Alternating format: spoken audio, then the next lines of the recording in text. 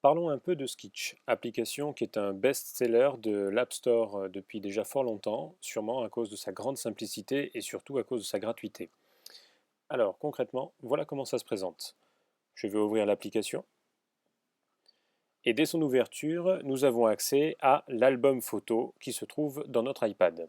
Vous avez d'autres options en bas de l'appareil qui vous permettront successivement d'accéder à l'appareil photo, de générer une carte que vous pourriez tracer finalement pour pouvoir retravailler dessus, une page web, un PDF, mais là il vous faudra d'abord l'ouvrir dans une autre application,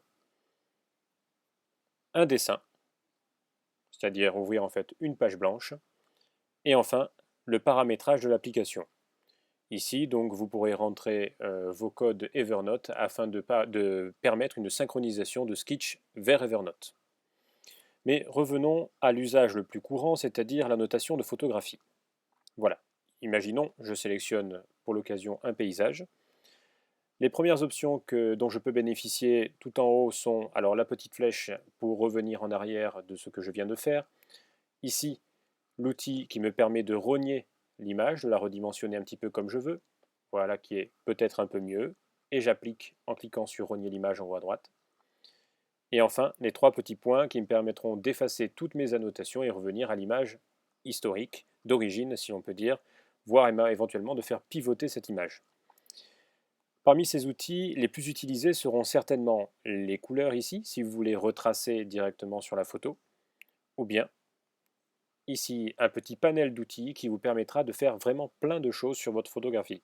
Exemple, première option, là je vais pouvoir flouter différentes parties de mon image et autant que je le souhaite. Intéressant éventuellement pour masquer certaines images, anonymer des photographies, bref, les travailler avant diffusion.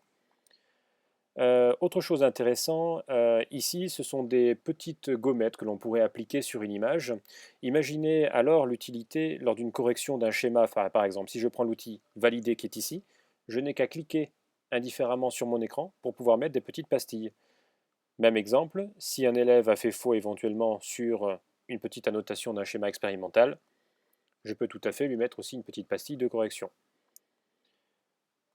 D'autres outils, évidemment le stylet qui permettra donc de tracer directement sur mon image, selon la couleur que vous désirez, ou bien l'outil aussi pour créer des formes géométriques. Là, ce sont plutôt des usages assez courants, donc assez simples. Le petit A qui va nous permettre de créer du texte un petit peu partout sur l'image et à côté. Je dis à côté parce que l'un des outils sans doute les plus utiles sera certainement la flèche qui permet donc de faire des mises en évidence. Pour l'utiliser, vous pouvez démarrer en dehors de l'image et créer une flèche qui va jusqu'à l'objet désiré. En faisant partir la flèche depuis le dehors de l'image, vous voyez qu'une petite marge apparaît. Petite marge que vous pourrez utiliser ensuite sans problème pour pouvoir justement créer des annotations. Donc là, on a un outil qui devient extrêmement pratique et surtout extrêmement simple d'usage. Voilà, et je redimensionne. Imaginons que j'en ai assez pour l'instant, j'ai retouché mon image suffisamment, j'ai mis plein de choses, eh bien vient le temps de l'enregistrer ou de la diffuser. Donc pour ça, je clique en haut à droite, toujours pareil, sur le rectangle avec la flèche. Plusieurs possibilités.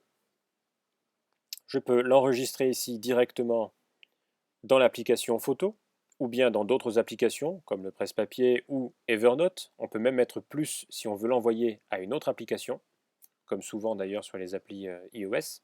Je pourrais également souhaiter de l'enregistrer directement dans l'application photo, donc une fois dans l'onglet enregistrer, je clique sur photo. Voilà qui est fait, nous avons la confirmation.